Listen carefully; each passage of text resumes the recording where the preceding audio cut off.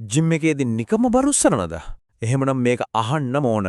ඇත්තටම වෙනසක් කරන්න නම් අපේ මසල්ස් වැඩ කරන විදිහේ රහස් ටිකක් දැනගන්න වෙනවා. ඉතින් මේ විග්‍රහයන් අපි හරියටම බලන්න යන්නේ ඒ පේශීවල ව්‍යුහ විද්‍යාව, ඒ කියන්නේ ඇනටමි එක පාවිච්චි කරලා කරන හැම ව්‍යායාමයකින්ම උපරිම ප්‍රතිඵලයක් ගන්නෙ කොහොමද කියලායි. ඉතින් අහන්න ඕන ප්‍රශ්නේ තමයි මේක. ඔබ නිකම්ම බර උස්සනවද?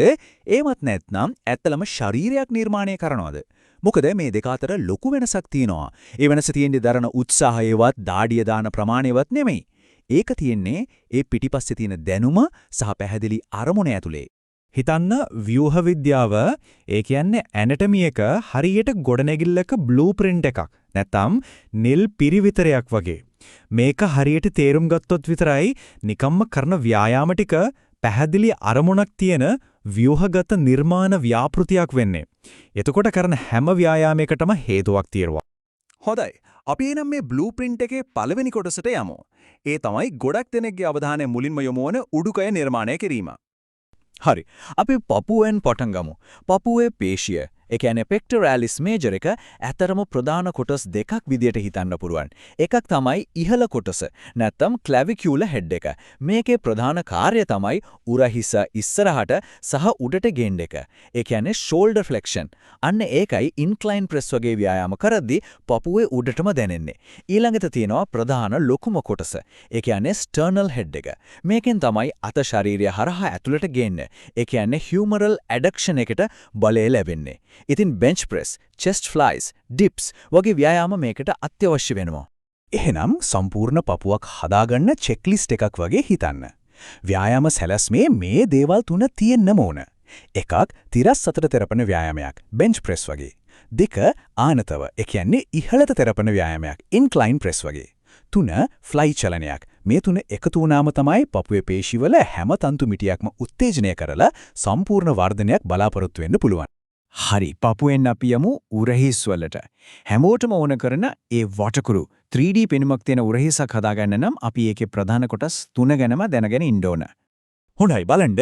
උරහිස් වල රහස තියෙන්නේ මේ කොටස් තුනේම සමබරතාවයේ. ගොඩක් දෙනෙක් ඕවර්හෙඩ් ප්‍රෙස් වගේ ව්‍යායාම කරලා ඉදිරිපස ඩෙල්ටොයිඩ් එක, ඒ කියන්නේ ඇන්ටීරියර් ඩෙල්ට් එක හොඳට හදාගන්නවා. ඒත් ඇත්තටම උරහිසට පළල, ඒ කියන්නේ විඩ්ත් එක දෙන්නේ පැටි කොටස, lateral delt එක. ඒකින් lateral races කියන්නේ අත්‍යවශ්‍යම ව්‍යායාමයක්. හැබැයි ගොඩාක්ම අයට මඟ හැරෙන ඒත් හොඳ ඉරියව්වකටයි සම්පූර්ණ පෙනුමකටයි අනිවාර්යයෙන්ම ඕන කරන කොටස තමයි පසුපස ඩෙල්ටොයිඩ් එක. නැත්නම් rear delt. ඒක හරියටම ඉලක්ක කරන්න reverse flies වගේ ව්‍යායාම අනිවාර්යම සැලැස්මට එකතු කරගන්න ඕන. හරි. උඩුකය පිටපස්සට යමු. පිට මේක නිකම් එක මසල් එකක් නෙවෙයි, මතක තියාගන්න. ඒක ඇත්තටම ශරීරයට පහළල ඝනකම දෙකම එකතු කරන සංකීර්ණ පේශි ජාලයක්. පිටේ හැඩය ගැන හිතද්දි ප්‍රධාන කොටස් තුනක් තියෙනවා. පළල, ඒ කියන්නේ අර V හැඩය. ඒක එන්නේ latissimus dorsi. නැත්නම් අපි කියන lats වලින්. ඒකට pull ups, lat pull downs, rows වගේ අදින චලන තමයි ඕන. ඊළඟට පිටට ඝනකමක්, ඒ කියන්නේ thickness එකක් දෙන්නේ trapezius පේශි. නැත්නම් traps, shrugs, kelso rows වගේ ව්‍යායාම වලින් ඒක ඉලක්ක කරන්න පුළුවන්.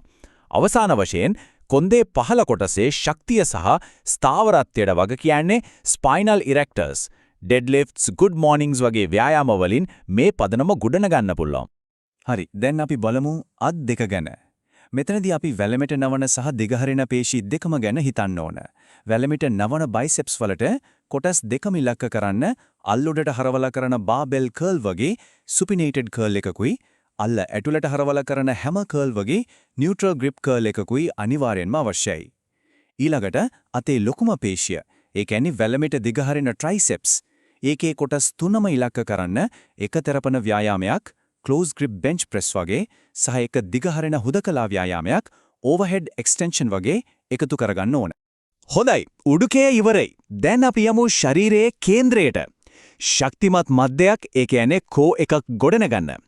මතක තියාගන්න කෝ එක කියන්නේ නිකම්ම පේන්න තියෙන සික්ස් පැක් එක විතරක් නෙවෙයි.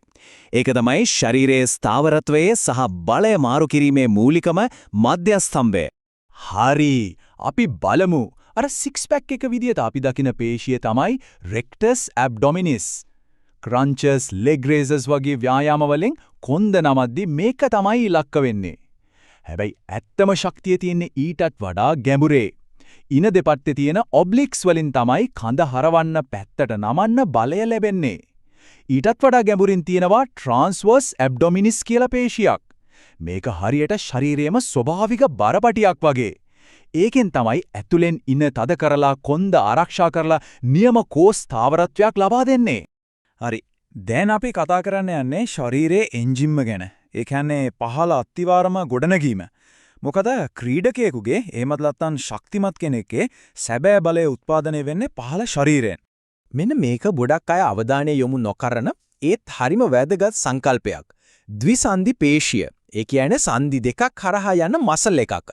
උදාහරණයක් විදිහට අපේ කලවා ඉස්සරහා තියෙන quadriceps වල කොටසක් වෙන rectus femoris කියන පේශිය උකුලයි දණහිසයි කියන සන්ධි දෙකම හරහා යනවා.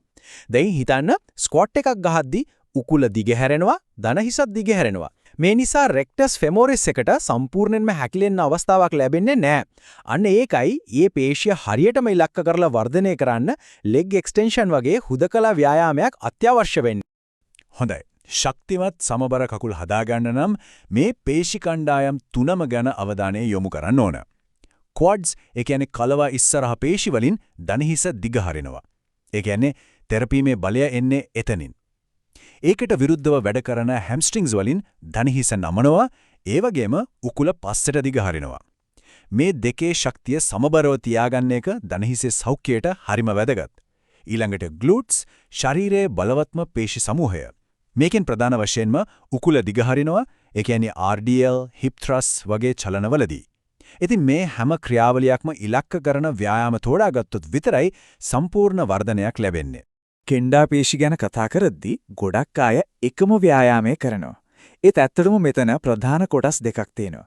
එකක් gastrocnemius. මේක තමයි අර දියමන්ති හැඩයට පේන්නේ. මේක දණහිසයි වලලු කරයි සන්ධි දෙකම හරහා යන නිසා කකුල කෙලින් තියාගෙන කරන standing calf raise වගේ ව්‍යායාම වලින් තමයි මේක ඉලක්ක වෙන්නේ. ඊළඟට ඒකට යටින් තියෙනවා soleus කියලා පේශියක්. මේක යන්නේ වලලු කර සන්ධිය හරහා විතරයි. ඉකින් දණහිස නමලා gastrocnemius එක ලිහිල් කරාම ඒ කියන්නේ seated calf raise කරද්දී soleus එකට තමයි වැඩිම බලපෑම එන්නේ. සම්පූර්ණ වර්ධනයට මේ දෙකම අනිවාර්යයි. හොඳයි. අපි දැන් මේ ව්‍යුහ විද්‍යාවේ හැම කොටසක් ගැනම කතා කරා. දැන් වෙලාව හරි මේ විසිරුණු කොටස් ඔක්කොම එකට එකතු කරලා සම්පූර්ණ චිත්‍රය දකින්න. බලමු මේ දැනුම ප්‍රායෝගිකව පාවිච්චි කරන දර්ශනයක් බවට පත් කරගන්නේ කොහොමද කියලා. ඉතින් මේ හැම දෙයකම හරය තමයි මේ. අපි මේකට කියමු නිර්මාණ ශිල්පියාගේ ක්‍රමවේදය කියලා. පියවර 4යි. 1. ඉලක්ක ගන්න පේශිය හරියටම හඳුනගන්න. 2. ඒ පේශිය ගන්න වැගේ ඒ කියන්නේ ඒකේ ෆන්ක්ෂන් එක තේරුම් ගන්න. 3. ඒ ෆන්ක්ෂන් එකට ගැලපෙන හොඳම ව්‍යායාමයේ තෝරගන්න. 4 වෙනි සහ වැදගත්ම දේ අරමුණක් ඇතුව පේශිය හැකිලෙනවා දැනීමෙන් ඒ ව්‍යායාමය හරියටම කරන්න. මේ ක්‍රමවේදය අනුගමනය කරොත් ඔබ නිකම්ම බර උස්සන කෙනෙක් නෙවෙයි, ඔබ තමන්ගේ ශරීරය නිර්මාණය කරන ශිල්පියෙක් වෙනවා. ඉතින් දැන් ඔබටත් මේ දැනුම කියන නිල් පිරිවිතරය, ඒ කියන්නේ බ්ලූ ප්‍රින්ට් එක අතේ තියෙනවා. සැලැස්ම සූදානම්. දැන් ඉතිරි වෙලා තියෙන්නේ එකම ප්‍රශ්නයයි. මේ සැලැස්ම පාවිච්චි කරලා ඔබ නිර්මාණය කරන්නේ මොකද්ද?